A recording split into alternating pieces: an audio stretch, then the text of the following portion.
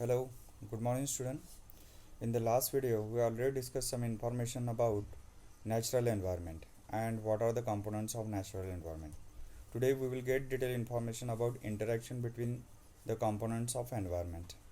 Dear student, as you know that there are different types of organisms we always find on the surface level of the earth, and these organisms have adapted themselves with the particular surrounding. Suppose if you go there in Jammu and Kashmir, we always find there apple tree. We never find such type of tree in our surrounding because these apple trees have adapted themselves in the particular surrounding. They require cold atmosphere. In the same way, if you think about our area, especially we always find here banana tree because the atmosphere which is required for the banana tree, that is suitable here in our surroundings. We never find banana tree in Jammu and Kashmir. So this is the ecosystem. In short, we have to say that the relationship between the living organism with one another and with their physical environment forms ecosystem. Now we have to understand how the ecosystem is formed here. Here you can see the slide. Through this slide we can easily understand that which are the important things we always find there in the ecosystem. So there are two parts which are mentioned to here, abiotic components and biotic components. Abiotic components are also classified into two parts, climatic and edaphic. So whenever we think about climatic, so we need to include some important aspects such as rain, light, wind and temperature. So all these are the part of climatic condition. Edaphic, whenever we think about edaphic, we must have to concern this topic with soil. At the same time, pH, minerals and topography. Topography, it is basically concerned with the various types of landforms which are available there on the surface level of the earth. Now we have to understand biotic components. So whenever we think about biotic components, we need to understand producers, consumers, decomposers. Producers are also known as autotrophs, consumers are known as heterotrophs, and decomposers are known as saprotrophs. Now here is a classification of consumers that is given to you here. You know, some of the animals are there, they are considered as the primary consumers.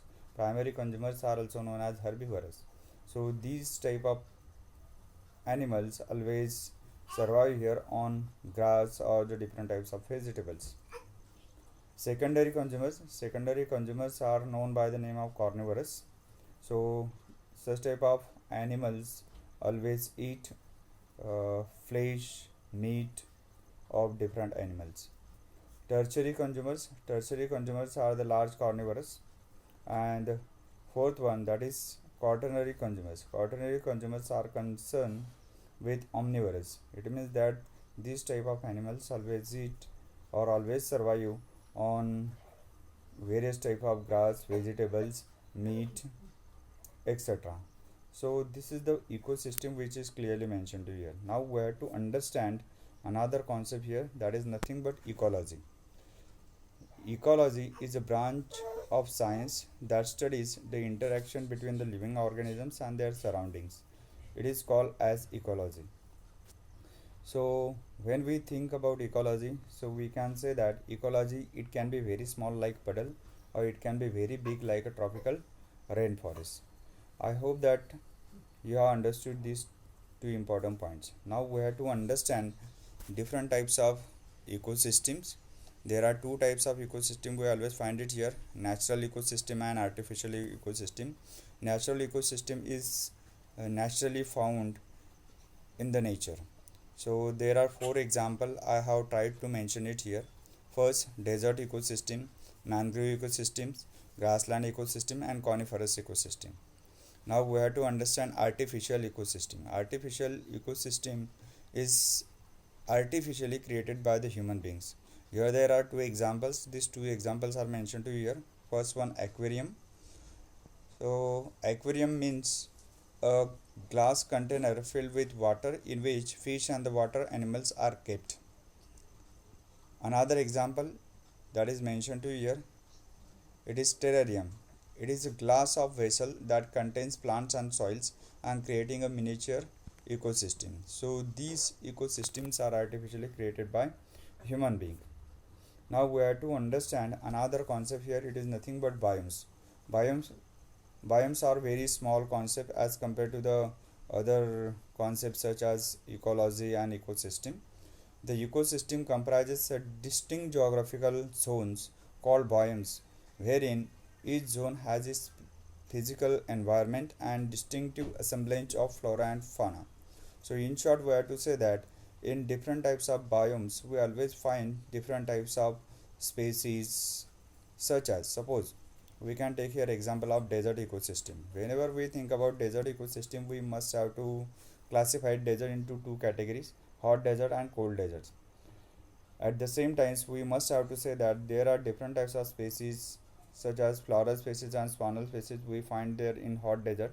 At the same times, the species which are found in cold desert, these species are completely different as compared to the hot deserts. In the same way, tundra, then grassland. So these are the examples of biomes which are mentioned to you. I hope that you have understood. Now another concept that we will see it here, it is nothing but ecological balance. So in every ecosystem there is a perfect balance or equilibrium is in transfer of energy and the matter among the different components.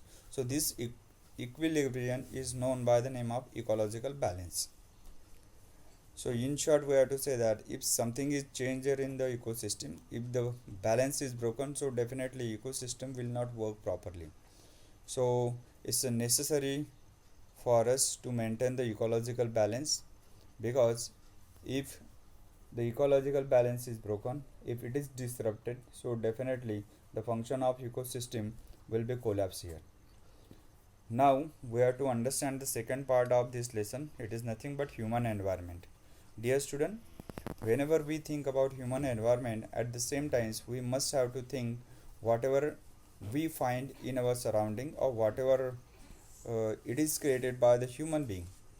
So it can be social and cultural condition, it can be political condition, it can be economical situations. So all these things we can include here in human environment.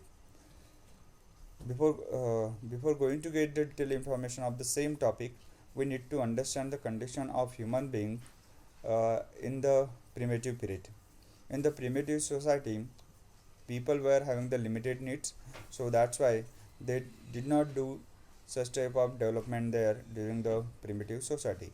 But nowadays, you know very well that all the countries in the world are trying to develop themselves, and they have been using all these different natural resources for themselves, and they want to do the various types of progress here. Here there are different activities of the human being that we always find it here, such as farming, grazing, mining, industry and constructions. So due to such type of activities, the balance of environment is broken there, and this balance of environment is necessary to maintain here on the surface level of the earth, because as I have already told you that if the balance is broken, so definitely we will face problem here. Now we have to understand another concept here. It is nothing but environmental degradation. Environmental degradation refers to the loss of biodiversity or depletion and degradation of natural environment due to the pollutions, overexploitations and obliterations. Here we can see the three pictures which are shown to you here. Through these pictures we can understand that we all are the human beings responsible for the degradation of environment. I hope that you have understood this concept human environment and how the human beings are responsible for the degradation of environment.